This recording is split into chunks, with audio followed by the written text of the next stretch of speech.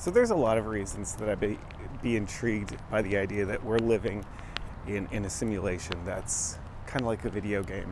It sounds really out there, but the more I learn and the more I think about it, the more I'm like, I don't know, I wouldn't be surprised. It could be. And part of the thing that makes sense to me is the idea of past lives and reincarnation. And this is addressed by Dolores Cannon and other people. And there are some great books that you can read or listen to kind of learn a little bit more about this perspective.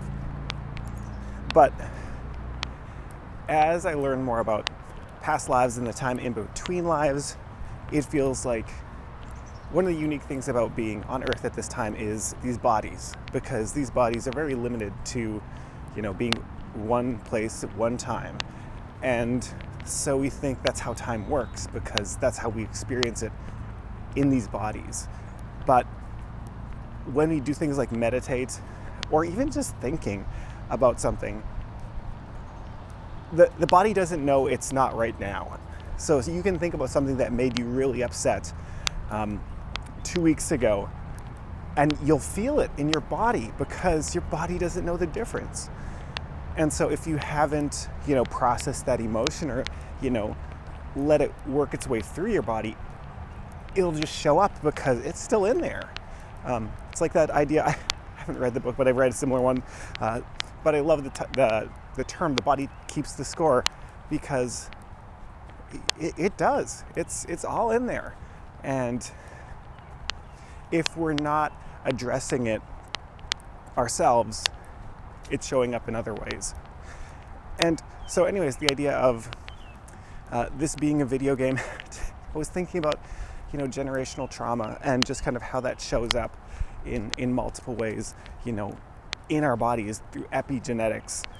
And the study where they expose a rat to the smell of cherry blossoms and then shock it, and then subsequent generations, like 2 generations later, when these rats that have never been exposed to this smell or been shocked before are exposed to that smell, they have a fear response because it's just wired into their bodies, into their brains.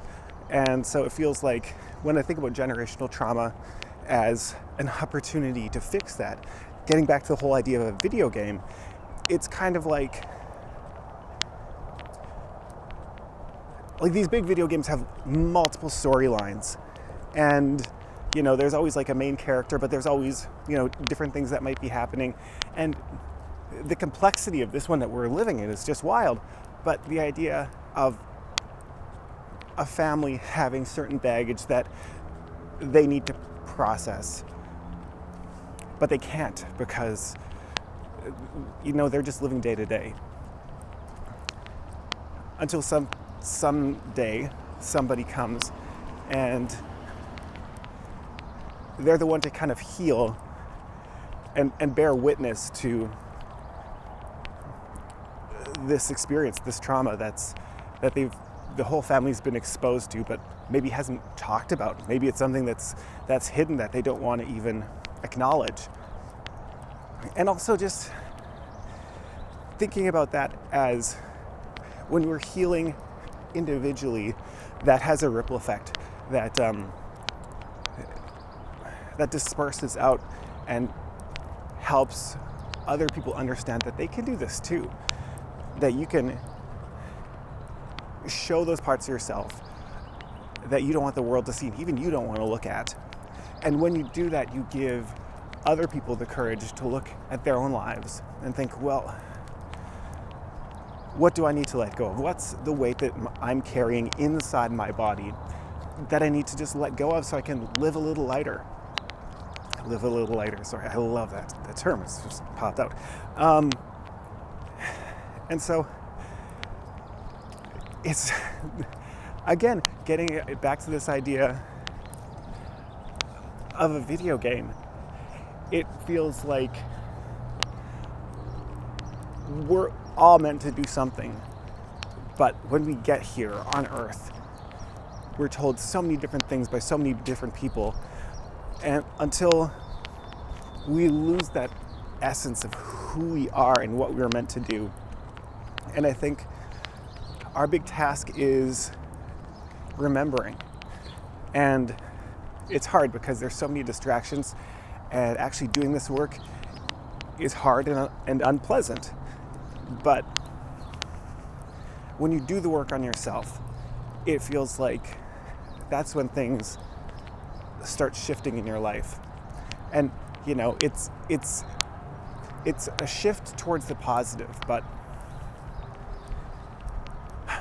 a little rain and sunshine is the only way we're going to grow. And so there might be some crap that happens too that you're going to have to deal with, but you're going to be so much more capable of doing that if you allow yourself to work through what you need to work through and remember what you're here to do.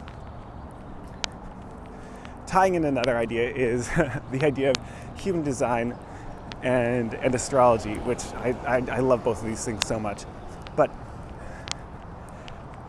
I was thinking about this the other day, and when someone is born, someone new is born, the earth shifts. The earth changes because there was a moment when, you know, this person didn't exist on earth, and now all of a sudden they do. And it feels like